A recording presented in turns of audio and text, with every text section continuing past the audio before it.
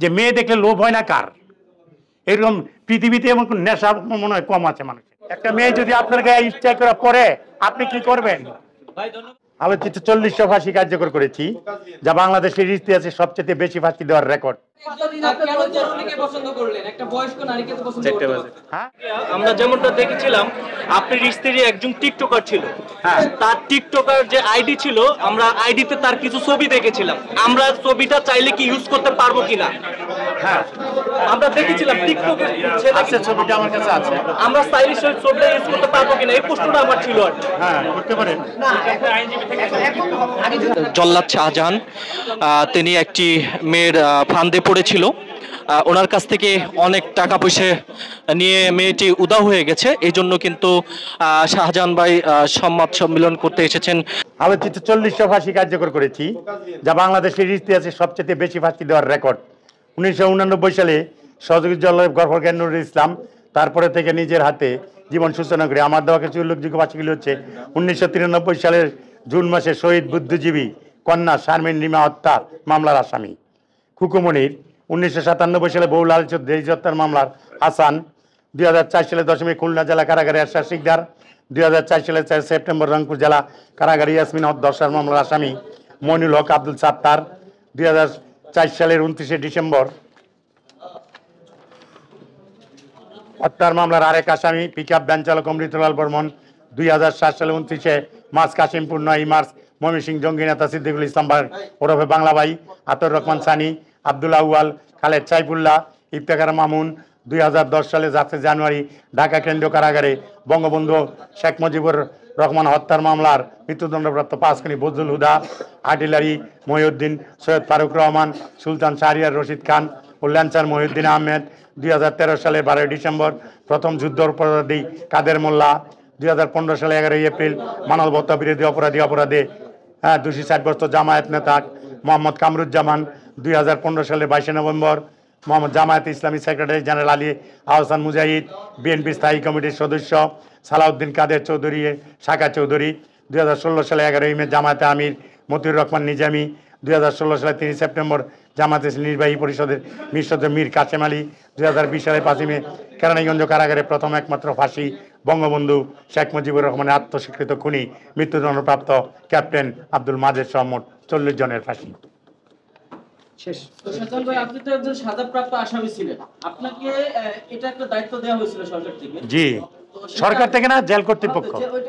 ওইটাই বললাম যে একটা দায়িত্বপ্রাপ্ত হয়েছিল, জি, সেক্ষেত্রে আপনার দায়িত্ব পালন করেছেন, তারপরেও কিন্তু সরকার আপনাকে 5 লক্ষ বলছিলেন টাকা দিয়েছে, এখন আবারও সেটা সাহায্য চাচ্ছেন।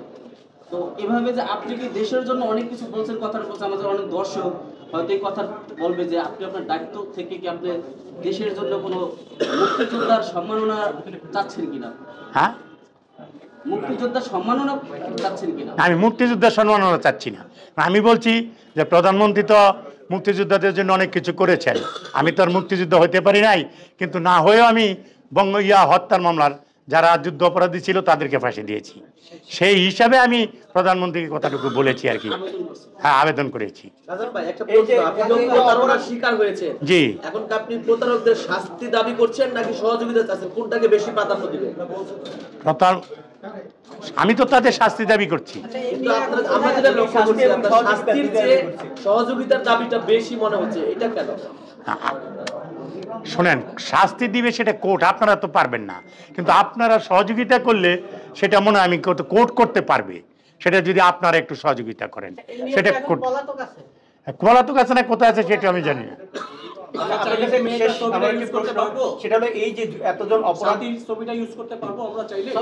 ছবি আপনি কি ইউজ করবেন? হ্যাঁ হ্যাঁ, এটা তো আমি এইভাবে আমি তো দিছি এইভাবে প্রকাশ করার জন্য। শেষ প্রশ্ন, যে এতজন অপরাধীকে আপনি ফাঁসি দিয়েছেন, আসলে তাদেরকে ফাঁসি দিয়ে আপনি খুশি কিনা? আমি অত্যন্ত খুশি। আমাকে যদি এখন বাইরে হলে মেরে ফেলে আমার কোনো আফসোস নাই। আমি ভাববো আমার মৃত্যু হয়েছে, এটা আল্লাহ তাআলা আমার কপালে রাখছিল, তাতে আমার একটু শোক আফসোস নাই। সেই জন্য আমি রাস্তাঘাটে চলি, কোনো নিয়ে চলি না, ভয়ভীতি না।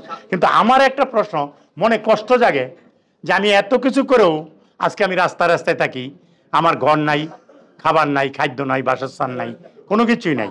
এই দেশে একটা মানুষের 5 লক্ষ টাকায় কি কোনো কিছু করা যায় না? কোনো কিছু তারপরে মানুষ আমাকে যতটুকু সাহায্য করেছে আমি তা দিয়ে তো চলতেছিলাম, মোটামুটি ভালোই ছিলাম।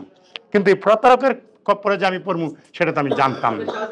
আর এমন একটা জিনিস দেখেন যে মেয়ে দেখলে লোভ হয় না কার? এরকম পৃথিবীতে এমন কোন নেশা মনে হয় কম আছে মানুষের? হাসের কথা না তো। তো যেহেতু 22 বছর 23 বছর একটা উড়ান্ত মেয়ে আমার কাছে বিয়ে বইতে চাচ্ছে, সে ইচ্ছাকৃতভাবে। হ্যাঁ, এখন আমি চাচ্ছি এইটি, তো আমি চিন্তা করলাম যে আমি মরে গেলে আর কে খাবে? যেহেতু বাগিনারা আমার সাথে প্রতারণা করলো, তাহলে আমার ঠাইটা কোথায়? তাহলে তো একমাত্র ঠাইটা তার, আমি যদি তাকে বিয়ে করি, সে আমার স্ত্রী হিসেবে তো সে আমাকে ভরণ পোষণ করবে। আমি অসুস্থ হয়ে গেলে সে আমাকে দেখবে। তাহলে টাকাটা তারাই নেক।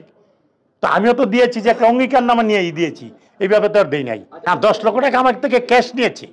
সেটা তো 5 লক্ষ টাকা তো কাবিননামা হিসেবে। হ্যাঁ, সেটা তো প্রতারণা। না, হ্যাঁ 5 লক্ষ টাকা তো আমি চাচ্ছি না যে কাবিননামা, সেটা প্রতারণা না। আমি তো প্রতারণার কথা বলছি না। কত টাকা প্রতারণা করছে? আমার সাথে তারা যে প্রতারণা করছে, যতটুকু টাকা নিয়েছে আমি সেটাই বলছি। এটা কত?